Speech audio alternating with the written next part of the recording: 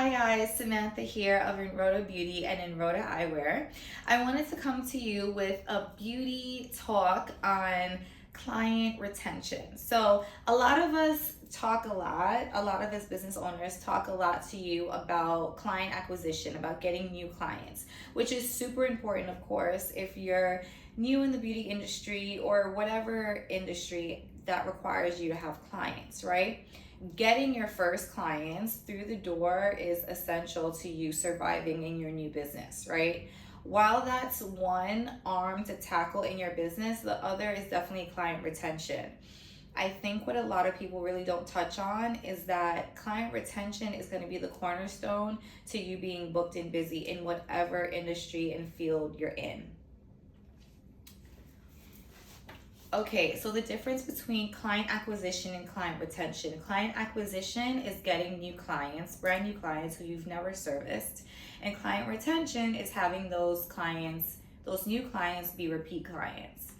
So client acquisition is basically attained by advertising, by word of mouth, by showing proof of your work or your service, whatever it is. Probably on social media, right? Showing examples of how you've helped people, testimonials, things like that. Even if it's just with people who've paid a very low amount or nothing, having testimonials is a huge attribute that you can have to show the quality of your work and in getting new clients. Client retention is a whole different ballgame, and it really starts with your customer service. So customer service, quality of your work, retention of your work, like how good your work actually is, not just how it is on the first day or the first week, but if it's supposed to look good for 2 weeks, is it lasting through 2 weeks? If the person is supposed to, lose weight or whatever it is in this amount, does your system, does your service, whatever you're offering, does it really work, right? Or are your lashes falling off? Are your microlinks falling out? Do you know what I mean? Another thing is your atmosphere. And I would say also, another thing is your atmosphere. And then also the fairness and clarity in your policies. Bonus for your personality, and also bonus for perks that you offer long-term clients. Okay, so let's review. Customer service. I think there is a big misconception in small businesses and young business owners, right? Misconceiving being a boss with being a biatch. And I'm just gonna put it like that, right? Because we have this whole boss bitch, mentality, but it doesn't necessarily mean that the two are one and the same. They're not.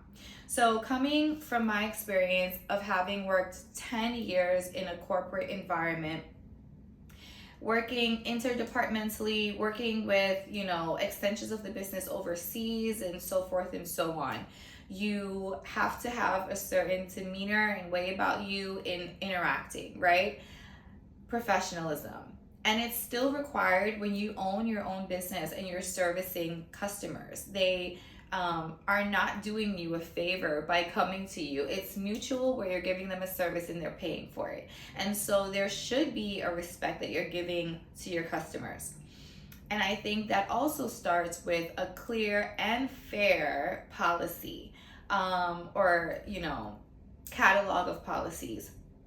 There's people, I've seen all kinds of sorts of policies that go from there's a $10 fee if you don't want your picture taken, or there's, whatever fee if you're 5 minutes late.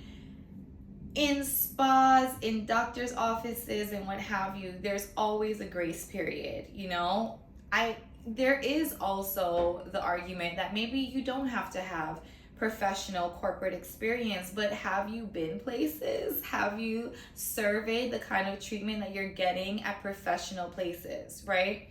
So they're a lot more lenient than a lot of these small business owners are being with their customers, right? So be on their side, not against your customer. You know, make it easy for both of you to come together and have a good relationship, basically. And a relationship is what you want with your clients to keep them coming back, a professional beauty service based relationship, right? The other thing is quality of your work. So there's also this mentality and this era of like, you know, fast, fast, fast, right? We have short attention spans and everything. Now, a lot of things in beauty take time and can't be rushed. Quality, you know, nail art, quality lashes, microblading, like these things take a bit of time. You know, I would say 1.5 to 3 hours, right? Depending on what it is. So that's not to be rushed, and it really is to be considered to give your clients quality work. Of course, if a full lash set should take 1 hour to 2 hours, it doesn't mean to take 3 hours because you're giving them quality. No, still work at a good pace, but also make sure that you're using quality materials, quality tools and products, and quality application technique to make sure that you're giving them work that's gonna look amazing on the first day and that's gonna last. That brings me to my next point of retention. Whatever your work is, if it's hair, if it's nails, if it's lashes, how long is it lasting on your client? Not just does it look good in the first day or the first week, but if it's supposed to be a 3-week fill, then she should still have amazing, you know, lashes at 2 weeks, 2.5 weeks. Same for the nails. If you know, your clients are coming every 2 to 3 weeks or every month to get a nail fill, they should come back with all their nails at that time. I mean, safe for like if they're building something with their hands, but if they're living a normal life, they shouldn't have lifting, they shouldn't have nails missing. Same with hair, microlinks, they shouldn't have microlinks coming out in a week or at their first wash, right? The quality of your work should be beautiful just aesthetically, but it should also last. The fifth important thing would definitely be atmosphere. So what kind of environment are you creating for your workspace?